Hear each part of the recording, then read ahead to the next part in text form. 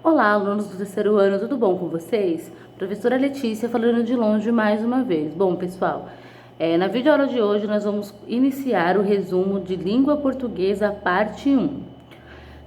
Depois que a gente terminar os resumos, vocês podem voltar a assistir os vídeos do terceiro ano a partir da aula 88, ok? Então vamos começar por língua portuguesa. Vocês vão pegar o nosso livro e vamos abrir na página 2 e 3 de língua portuguesa. Então vamos lá. Então a gente iniciou aqui com uma história conhecida, nós observamos essa ilustração, que é sobre a história da Chapeuzinho Vermelho, e logo nos foi apresentado o conto da Chapeuzinho Azul. Então eu vou pedir para que vocês leiam o conto com muita calma, para depois responder as atividades de interpretação de texto das páginas 7 e 8, combinado? E aí eu vou já fazer a correção, né? Mas lembrando que isso já foi realizado, a gente está fazendo um resumo, que já era para ter assistido. Então vamos lá. Número 2. Quem é o personagem principal desse conto? Chapeuzinho Azul. Personagens são aqueles que praticam as ações da história. 3. A história se desenvolve pelas ações dos personagens, onde elas acontecem. Então, pessoal, quem lê o texto vai conseguir responder que essa história acontece em 3 lugares diferentes. Casa da Chapeuzinho, floresta... 4. Casa da Chapeuzinho, floresta, casa da vovó e a delegacia. O lugar onde se passa uma história recebe o nome de ambiente ou espaço. 4. Quanto tempo aproximadamente duram as ações dessa história? Ou seja, desde que Chapeuzinho sai de casa até ela e a vovó saírem da delegacia. O período de 2 dias, porque o narrador fala no dia seguinte, né? Então quem lê o texto vai conseguir também identificar. O tempo de uma história narrada é o dos acontecimentos vividos pelos personagens. 5. Quem conta essa história? Participa das ações, ou seja, é um dos personagens? Não, né? Quem conta essa história não participa das ações, apenas relata o que aconteceu. Narrador é aquele que conta a história, podendo ou não ser um dos personagens. Página 8. Pessoal, na número 6 são questões pessoais onde não tem correção, porque eu quero ler a de cada um. Eu vou só ler as questões para vocês saberem do que se trata. Observe as representações da personagem Chapeuzinho Vermelho e da Chapeuzinho Azul. Então, estão as duas aqui. Aí vocês têm que responder o que há de diferente na aparência delas e comparando as duas histórias, o que você percebe de diferente no comportamento de Chapeuzinho e de sua avó em relação ao lobo.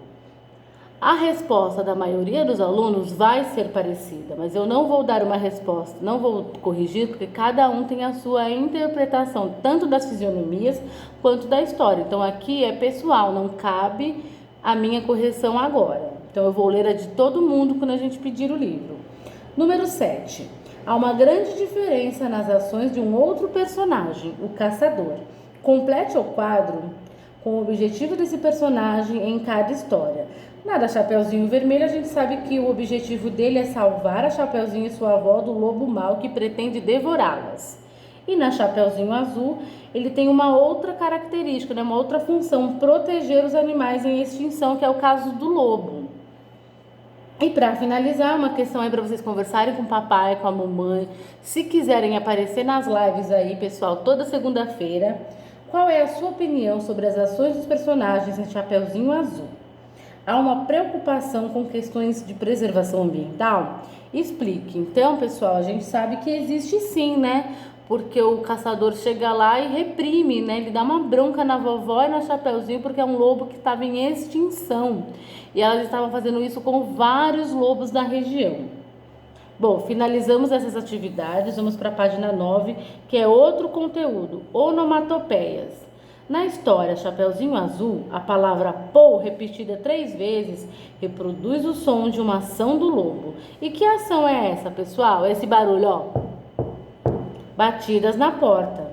Palavras ou expressões que reproduzem sons ou ruídos naturais são chamadas de onomatopeias.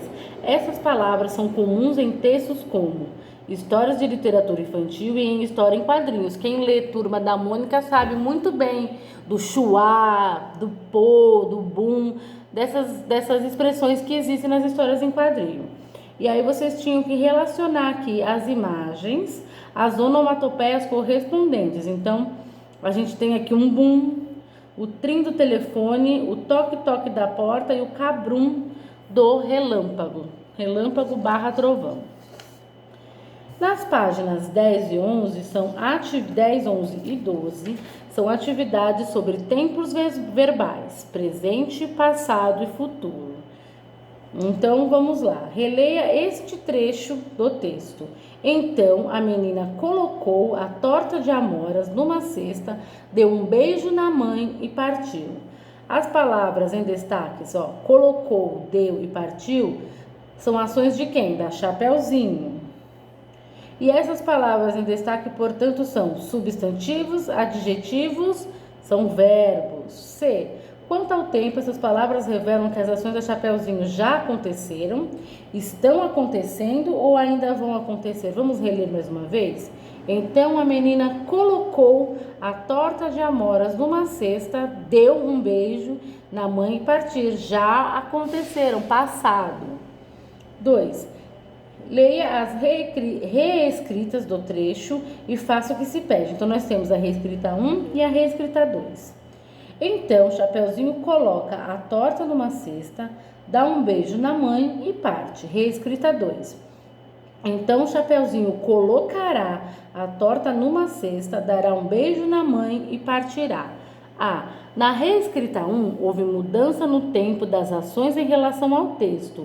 Explique. Sim, as palavras indicam que está acontecendo, que está no presente. Olha, presta atenção. Coloca, dá, parte. E na 2, a mesma pergunta. Sim, as palavras indicam que as ações ainda vão acontecer. Futuro. Por que eu estou falando isso? Porque tem um explicativo aqui, vamos ler. Verbos são palavras que expressam ação, fenômeno da natureza ou estado. Essas palavras podem ser empregadas no presente, no passado e no futuro. No tempo presente, indicam algo que está acontecendo agora. No passado ou pretérito, algo que já aconteceu. E no futuro, algo que ainda vai acontecer. Então, pessoal, colocou, deu, partiu, passado, aconteceu ontem. Ontem é uma maneira de dizer que já aconteceu. Coloca, dá, parte, presente, está acontecendo agora, hoje. E colocará, dará, partirá, futuro, vai acontecer amanhã. Então, eu estou usando essas palavras ontem, hoje e amanhã para ajudar a fixar. 3. Leia as frases seguintes e relacione-as aos tempos verbais. Então, A, para quando a frase estiver no passado. B, quando a frase estiver no presente. E C, quando a frase estiver no futuro. Chapeuzinho azul leva uma torta para sua avó. B, a vovó enganará o lobo. C, a vovó gosta da Chapeuzinho azul. B, a mãe da Chapeuzinho assou uma torta para a vovozinha. A, Chapeuzinho escolheu o caminho que o lobo mostrou para ela. A, quem contará outra história da Chapeuzinho? C. Então, eu espero que vocês tenham entendido. Na página 12 ainda tem atividade sobre tempos verbais, presente, passado e futuro. Observe a imagem ao lado. Escreva uma frase descrevendo a ação do menino. Os verbos devem indicar uma ação que já aconteceu, que está acontecendo agora e que acontecerá amanhã. É mais um exercício que eu não vou corrigir aqui ao vivo, porque eu quero ver a de cada um. E também é uma maneira de eu entender que vocês estão entendendo e avaliar vocês. Porque cada um vai fazer a sua e eu não vou corrigir. 5. Leia outras duas frases. Frase 1. As crianças comeram toda a torta. Frase 2. As crianças comerão toda a torta. A. Quanto à pronúncia, as formas verbais comeram e comerão são iguais ou parecidas? Parecidas, comerão, comeram. Em qual frase a forma verbal está no passado? Na 1, as crianças comeram toda a torta. Já estou dizendo que as crianças comeram. E em qual frase a forma verbal está no futuro? Na frase 2, as crianças comerão toda a torta. Finalizamos essas correções por aqui sobre tempos verbais, presente, passado e futuro. E agora nós vamos para as correções das atividades das palavras com G e GU, que são as páginas 13 e 14. Vamos lá? 1. Releia essas palavras do texto. Alguém, seguinte. Separe essas palavras em sílabas. Ao, tracinho, guem. Seguinte, seguinte. B. Pinte de vermelho as letras GU dessas palavras. Então, vocês vão pegar um lápis vermelho, vou pegar uma canetinha e vamos pintar o GU. Eu vou pintar até aqui que é mais fácil. GU e o GU. Que letra vem depois do GU? O E e o I.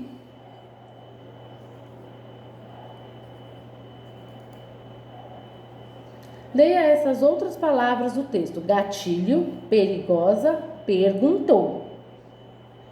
A. Separe essas palavras em sílabas. Gatilho, perigosa, perguntou. B. Pinte de vermelho a letra G dessas palavras. Então, eu vou lá pintar a letra G de vermelho dessas palavras. Vou pegar a canetinha de novo, só um minuto. Então, eu vou vir aqui, vou pintar de vermelho a letra G dessas três palavras. C. Que letras vêm depois do G? A, O e U. A letra G nas palavras alguém, seguinte, gatilho, perigosa e barriga representam os sons iguais ou diferentes? Iguais, não é mesmo? A letra G antes de A, O e U representa o mesmo som que as letras GU antes de E e I. Então, ó, vamos ver de novo. Alguém, seguinte, gatilho, perigosa e barriga. Os sons são iguais e a gente tá lendo aqui, né? A letra G antes de A, O e U representa o mesmo som que as letras GU antes de E e I. Página 14, mais atividades. Nos quadros, complete as palavras com G ou GU. Então, nós temos gato, guerra, guitarra, goleiro, guia, águia, formigas, goiaba, fogo, fogueira, bigode, formigueiro. Agora, com a orientação do professor, leia as palavras em voz alta. Nós acabamos de fazer. Agora, faça a separação silábica dessas palavras. Essas duas atividades aqui também, pessoal, não tem correção aqui. Eu vou ver a de cada um. 5. Reescreva. Muita atenção na reescrita, pessoal. Tem que fazer exatamente o que o livro está pedindo. Reescreva as frases, substituindo os espaços em branco por palavras do quadro da atividade anterior. Então, vocês vão usar essas palavras aqui. Gato, guerra, guitarra, goleiro. Essas palavras é as que vocês vão usar para completar as frases de A a D. Vamos lá. As são insetos que vivem em... As formigas são insetos que vivem em formigueiros. B. Acenda logo o fogo desta fogueira. Encontre as luvas para o goleiro poder entrar em campo. Adorei o som dessa guitarra. Então, eu espero que vocês tenham entendido toda a explicação das palavras com G e GU. Tenham feito os exercícios e agora vamos para mais atividades. Texto, puxa texto, tirinha. Páginas 15. Páginas 15, é só sobre essa tirinha, então vamos lá. Histórias tradicionais também podem aparecer em histórias mais atuais. Leia esta tirinha. Era uma vez 3 porquinhos que viviam. E Chapeuzinho Vermelho disse: "Pra que esse nariz tão?" E então adicionam-se 2 colheres de açúcar, mascavo e mexe-se a calda por 2 minutos. 2. A tirinha é composta de 3 quadrinhos. Que personagens aparecem em cada um deles? Para responder, complete o quadro. Primeiro quadrinho, Cascão e a mãe dele. Segundo quadrinho, Mônica e a mãe dela. Terceiro quadrinho, Magali e a mãe dela. Onde os personagens estão? No quarto deles. Descreva de forma resumida a principal ação desses 3 quadrinhos. Bom, pessoal, a mãe deles está lendo um livro para eles. 5.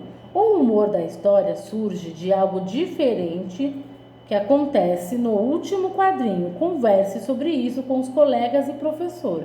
Bom, pessoal, a gente pode perceber aqui no terceiro quadrinho que a mãe da Magali não está contando uma história, né? Que a mãe da Magali está lendo uma receita culinária. E é isso, é o bom humor da tirinha. Nas páginas 16 e 17, nós vamos para a acentuação das paroxítonas. Então, vamos lá? São as páginas 16, 17 e 18. Então, vamos lá. Leia novamente a fala da mãe da Magali. E então adicionam-se 2 colheres de açúcar mascavo e mexe-se a calda por 2 minutos. Que ingrediente aparece nessa receita? Açúcar mascavo. O que você sabe sobre esse ingrediente? Se necessário, faça uma pesquisa e anote informações sobre ele. Bom, pessoal, é um tipo de açúcar que não passou pelo processo químico de refinamento. Por isso, ele tem uma cor marrom e dourada. Por preservar mais vitaminas e minerais, é considerado uma opção mais saudável para adoçar os alimentos. C. Portanto, a receita é do que, pessoal? De doce. Agora, leia essas palavras. Açúcar mascavo. Faça a separação silábica dessas palavras. Açúcar, mascavo. Ambas as palavras têm 3 sílabas. Aí ele pede, pinte a sílaba tônica de cada palavra. Sílaba tônica é aquela sílaba mais forte. Então, vamos lá. Vamos pintar aqui de açúcar e de mascavo, ó, é o K. Mascavo. C. Quanto à sílaba tônica, essas palavras são oxítonas, paroxítonas ou proparoxítonas? São paroxítonas. Por quê?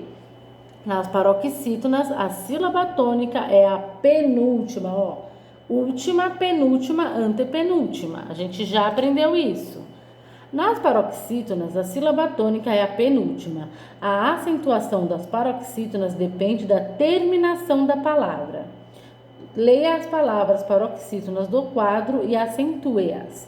Então, nós temos aqui júri, cadáver, órfãos, imã, lápis, oásis, fácil, mártir, caráter, cônsul, sótão e réptil. 4. Complete o quadro copiando as palavras conforme a sua terminação. Então, aqui a gente tem que completar com I, S, ou com I, ou com IS, com L, com R, com ans, ão e ans. Então, vamos lá. Júri, lápis, oásis. Fácil, cônsul, réptil. Cadáver, mártir, caráter.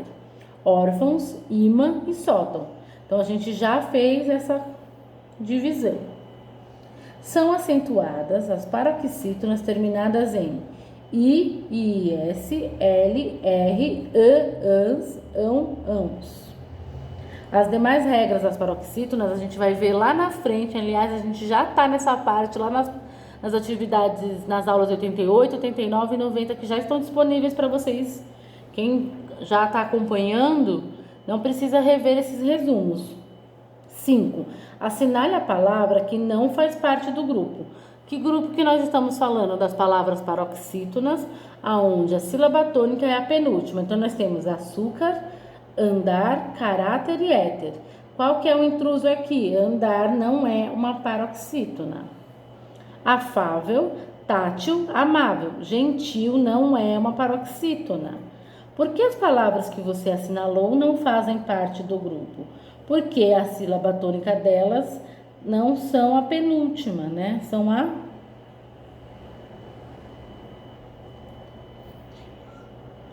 antepenúltima.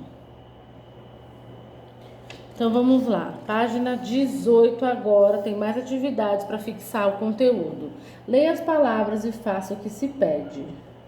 Amigo, então a gente primeiro vai ler e depois está lá, ó. Separe as palavras em sílaba, circule as sílabas tônicas. Então lá, de amigo, qual que é a sílaba tônica? Mi. Vizinho, zi. Felicidade, dá. Pedra, P. Cansaço, sa. Mesa, me. Camisa, mi. Fácil, fa. Versátil, sa. Mochila, chi. Túnel, tu. Bênção, b. Fêmur, fe. Tênis, t. C. Como se classificam essas palavras quanto à sílaba tônica? Todas essas palavras são paroxítonas. Por quê? Porque tem a penúltima sílaba tônica forte. D. Todas as paroxítonas são acentuadas? A gente percebeu aqui que não. Por que há palavras que recebem acento? Por causa da regra da acentuação. E as palavras com I e S, L, R, E e ãos recebem acento. 7. Leia cada dupla de palavras e assinale as que recebem acento pela mesma regra. Então, nós temos safari e biquíni, as duas são paroxítonas terminadas em I. Amável e dócil, as duas são palavras paroxítonas terminadas em L. Tátil e açúcar não seguem a mesma regra, nem imã e ímpar. Finalizamos por aqui mais um conteúdo. E agora, pessoal, nós vamos finalizar essa parte da correção por aqui. E na parte 2 a gente vai dar continuidade, combinado? Até mais!